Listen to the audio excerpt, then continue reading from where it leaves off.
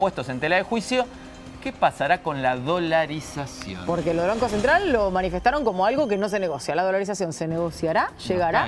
Bueno, tenemos a alguien que además ha sido, creo que el único que presentó un proyecto de dolarización en el Congreso de la Nación, el diputado Cacase, que le damos la bienvenida. Gracias por estar aquí. ¿Cómo les va? Buenas noches. Un gusto estar acá, como siempre. Igualmente. ¿Qué cree que va a pasar con la dolarización? Bueno, hay cierta disonancia entre lo del comunicado y lo que los medios están comunicando sobre el gabinete económico, ¿no? Parece haber primero un triunfo del plan de Caputo, que es un plan sin dolarización.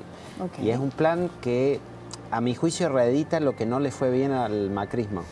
Es decir, durante la gestión de Macri hubo emisión de deuda en dólares, se consiguieron muchos fondos efectivamente, nos prestaron, hubo confianza, pero el problema es que cuando se revirtió esa confianza, hubo que ir a recurrir al FMI para poder continuar financiando al Estado y quedó un stock de deuda en dólares importante. Además, estuvo probado durante el gobierno de Macri que, aún reduciendo el déficit fiscal, que lo pudo hacer, aún logrando la emisión cero, que también lo logró hacer con el Banco Central Macri, no fue suficiente para detener la inflación, porque hay una desconfianza tan profunda de los argentinos para con nuestra moneda, con el peso, que cuando se pierde la confianza en el gobierno se desprenden del peso y eso trae devaluación, inflación, un ciclo histórico que conocemos muy bien. Entonces yo tengo el temor de que si se hace esto que está trascendiendo de lo que Caputo está diciendo sobre las LELIQ y estas medidas, si bien están en una dirección correcta, pueden quedarse cortos de lograr una estabilización. Y tras el fracaso económico que estamos viviendo en la Argentina con el gobierno del kirchnerismo y con Massa, y la enorme esperanza que se ha generado con el triunfo de Milei, sería trágico realmente que el plan de estabilización se quede corto y no alcance con sus resultados. Por eso yo, la verdad, primero lo vi como una lástima esto de la no confirmación de Ocampo, porque yo sé que él ha venido trabajando muy bien en el tema de la dolarización. Bueno, tiene un libro publicado en eso y tenía un plan concreto para dolarizar. Creo, además, por supuesto, y por eso yo presenté mi proyecto de ley, que la dolarización es necesaria para poder resolver el problema de la estabilidad en la Argentina. Entonces, bueno, veo como una lástima que haya tomado ese giro esta integración del gabinete. Sale ahora hoy este comunicado diciendo no es negociable lo del Banco Central. Ahora, si uno cierra el Banco Central, lo tiene que liquidar y se tiene que liquidar en alguna moneda. Creemos en el dólar, obviamente. No sería compatible, no sé, digamos, una cosa con la otra.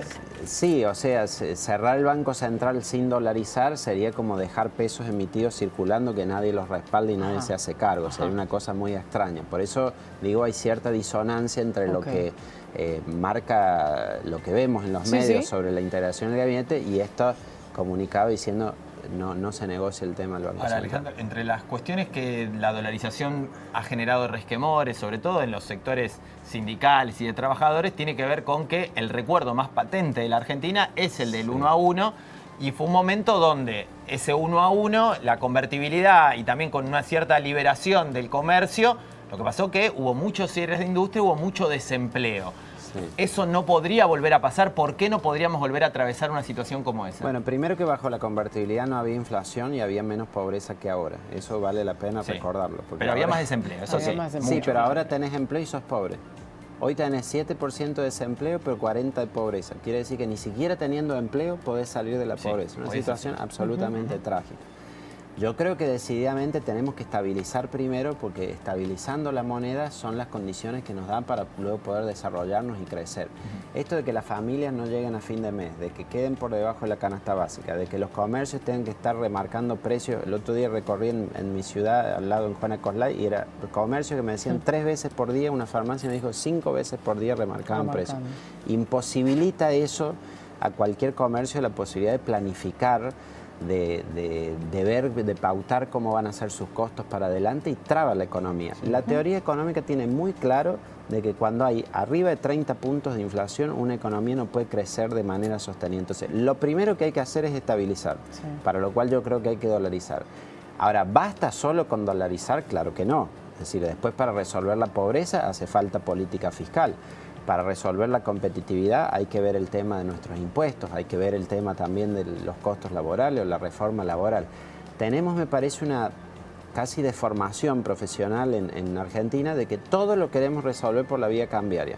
Es decir, si hay problemas de pobreza, hay que resolverlo por lo cambiario. Si hay problemas de competitividad, hay que resolverlo por lo cambiario. Y no, es decir, si hay un problema de pobreza que se crea por el tipo de cambio, bueno, lo que hay que hacer es suplementar el ingreso de los más pobres para que eso no pase, pero no se tiene que hacer a partir de atrasar el tipo de cambio. Diputado, usted es radical de origen y hay muchas dudas acerca de cuál va a ser el rol que realmente tendrá el radicalismo de aquí hacia el futuro, porque hubo muchas divisiones, porque hubo gente que apoyó el acompañamiento de Patricia Bullrich y Mauricio Macri a Javier Milei y otra gente que dijo nosotros nos vamos a abstener y se pusieron casi, digamos, en la vereda de enfrente, ¿no? A la hora de manifestarse públicamente.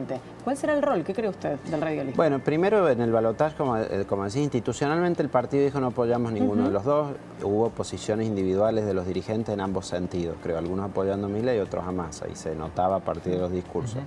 Hoy la UCR ha dicho estamos dispuestos a una cooperación republicana. ¿Esto qué significa? Y que vamos a, en el Congreso, tomar todos los proyectos que se presenten, aquello que sea bueno para el país hay que acompañarlo.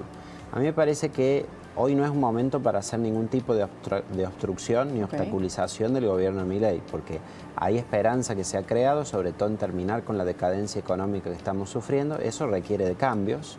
Entonces ahora van a enviarse leyes al Congreso que me parece que cuando menos hay que tener la disposición de discutirlas, tratarlas, dar el quórum. No quiere decir acompañar todo, pero sí lo que sea razonable. Y la verdad es que en muchas de las propuestas económicas que Milei ha hecho son bastante similares a las que venía Juntos por el Cambio haciendo. Es decir, esto de bajar el gasto público, equilibrar el presupuesto, bajar algunos impuestos, quitar trabas burocráticas, reformar en algunas cosas el Estado, establecer una reforma laboral, todo eso ha habido acuerdo entre La Libertad Avanza y Juntos por el Cambio. Capaz que la dolarización era uno de los pocos que, bueno, yo lo apoyo, ruido, pero muchos otros no. Pero los otros, lo más lógico sería acompañar. ¿Y crees que Juntos por el Cambio va a bueno, ya la coalición cívica, a través de Lilita Carrió, dijo que no formaba parte más de Juntos por el Cambio? El radicalismo no lo ha expresado de esa manera, aunque algunos individualmente sí han dicho que está caduco. ¿Cuál es tu mirada al respecto en términos de, bueno, habrá bancadas en el Congreso, vos tendrás que ver también cómo se conforma esa bancada? A la coalición cívica la respeto mucho como fuerza política, pero debo decir también que es una fuerza que no tiene responsabilidad de gobierno.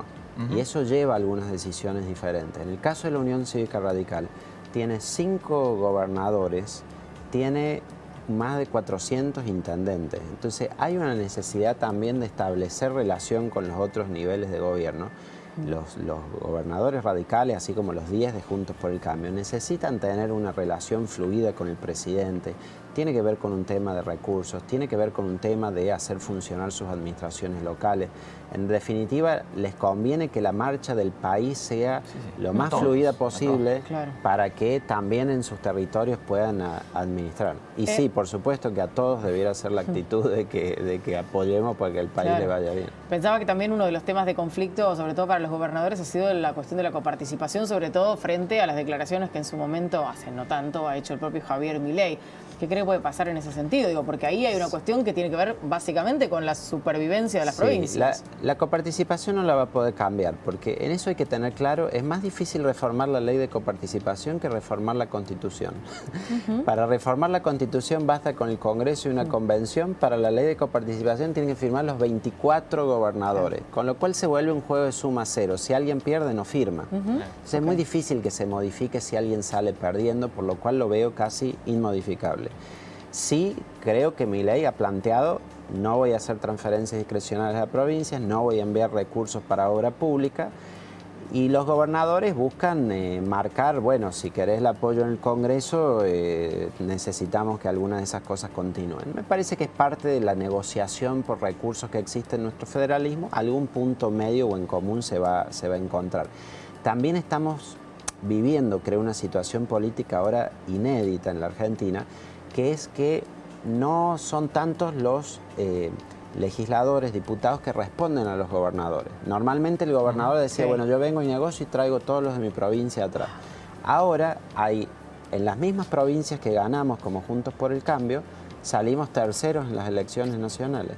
Y eso ha hecho que se perdiera muchísimas bancas y ya los gobernadores no vienen con ese respaldo detrás. De hecho, muchos de esos respaldos los tiene Milei. Entonces, ha cambiado, creo, la configuración de cómo se discute poder en el Congreso, que hay que conformar entre varios bloques la mayoría, y entonces va a ser una construcción un poco artesanal de eso. No deja de ser interesante para observar. Absolutamente. Seguro, y seguro. Alejandro, te vamos a invitar nuevamente para que podamos conversar de eso. Lamentablemente ahora nos queda re poco tiempo.